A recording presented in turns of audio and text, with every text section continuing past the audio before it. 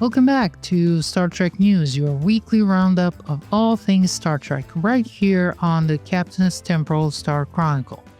From animation heartbreak and canon confusion to some comic chaos, community changes, and in-game missions. Let's dive in.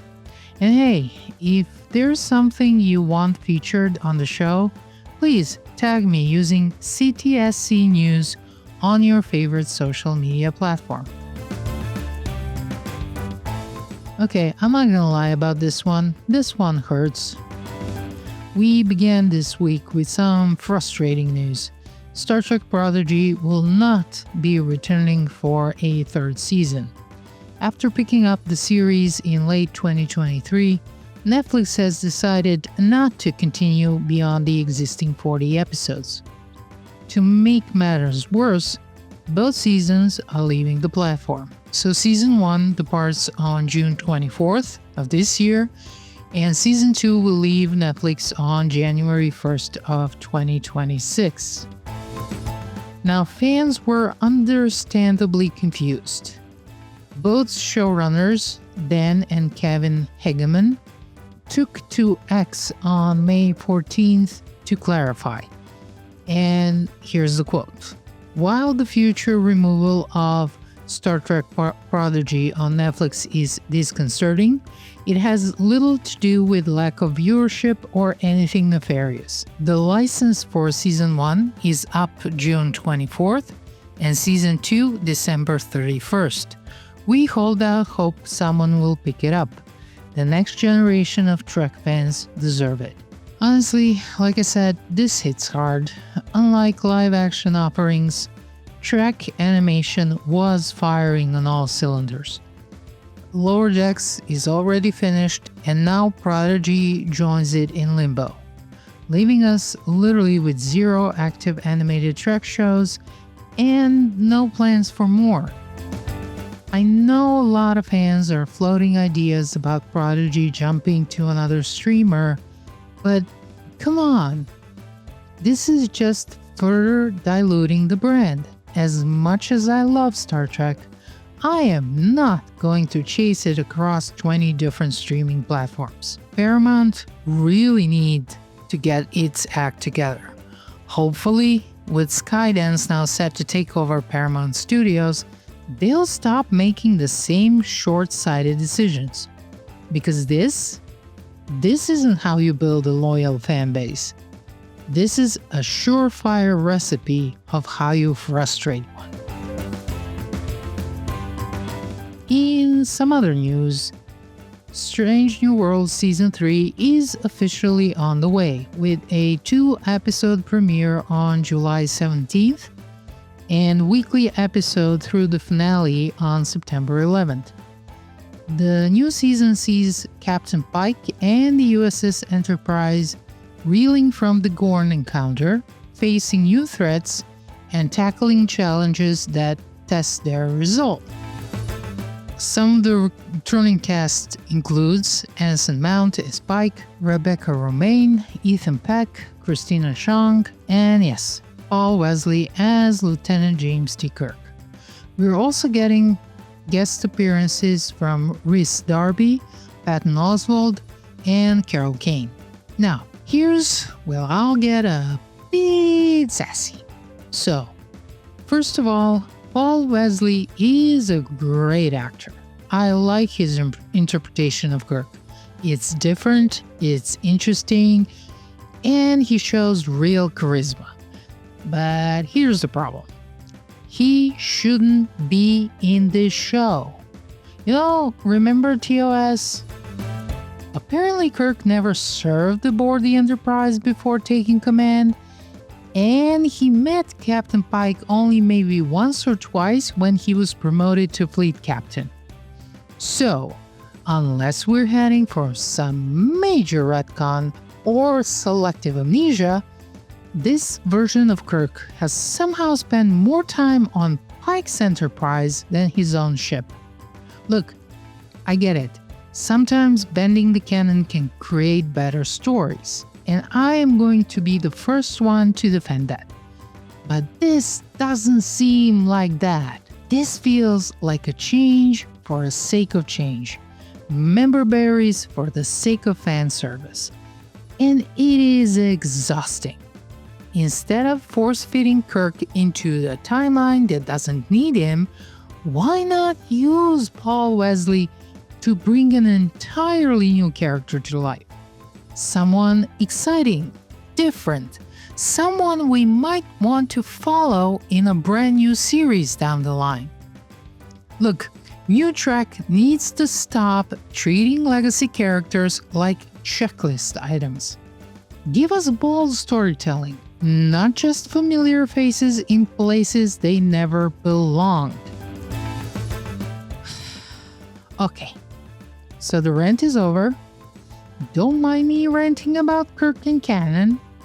Look, despite it all, I really like this show, and I hope it gets even better this season. This is probably why I'm so tough on them. Who knows? Maybe by the end of it, I'll be saying, well, I was an idiot. This is why they did this to Kirk. So, let's keep our fingers crossed and hope for the best. Now, let's talk about some fun things. I think I've been ranting and raving. These two first stories were just too much. So, Lower Decks Issue 7 hit comic shelves on May 14th. And it's all about Captain Freeman's wild early days. She tells her daughter, Beckett Mariner, about an incident as a carefree ensign where she accidentally vanished her entire crew during a science experiment gone wrong. Naturally, Mariner, being a good daughter, listens. Yeah, not gonna happen. Mariner is kinda torn between absorbing the lesson and mocking her mom's tragic fashion choices. It's fun, nostalgic, issue-packed with that Lower Decks energy we all love.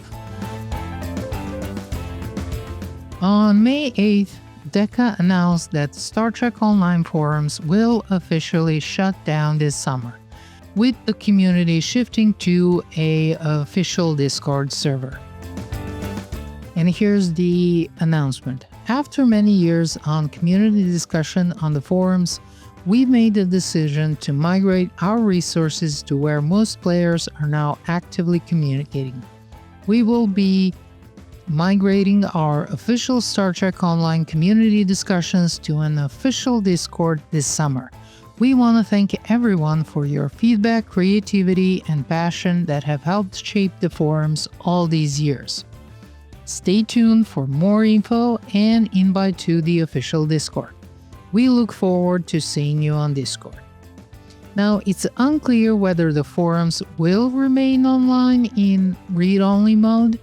So, if you got favorite guides, screenshots, or posts to save, I recommend you act fast. Just in case. And now let's do a rapid fire of some of the news and happenings on Star Trek Online. First of all, Star Trek Online players on Xbox and PlayStation, heads up. From May 16 to May 20th, all fleet and reputation content will provide 50% bonus marks. That's 1.5 times the rewards, perfect for progressing your fleet holdings or reputations. The Temporal Recruit event is back in Star Trek Online for console players. If you create a new Temporal Agent character between now and June 6th, you'll unlock access to unique account-wide rewards just by completing regular missions and reaching milestones. This is one of the most rewarding ways to engage with Star Trek Online traveling storylines and a great excuse to start a new tune if you've been looking for one. On the other side, don't forget, the Delta Recruit event is also active.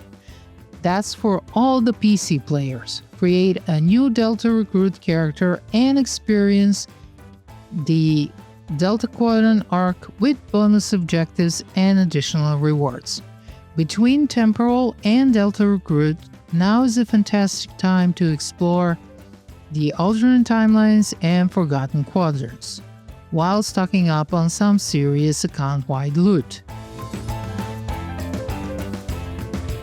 And finally, for those on PC, the Tech Upgrade event runs the same dates.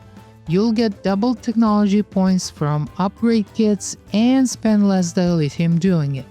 It's a great time to improve your gear and prep for tougher content. And that's a wrap on this week's Star Trek news, your destination for all things Star Trek. From the loss of Prodigy to the mysteries of Kirk's memory gap, one thing is clear. Trek never stops evolving, and we'll be right here tracking it all. Don't forget, if you got something newsworthy, use hashtag CTSC News to get my attention. I'm always scanning the subspace. And if you enjoyed the show, do me a solid. Subscribe, share, and sound off in the comments. It does help more than you know. Until next time, Captains, live long and prosper.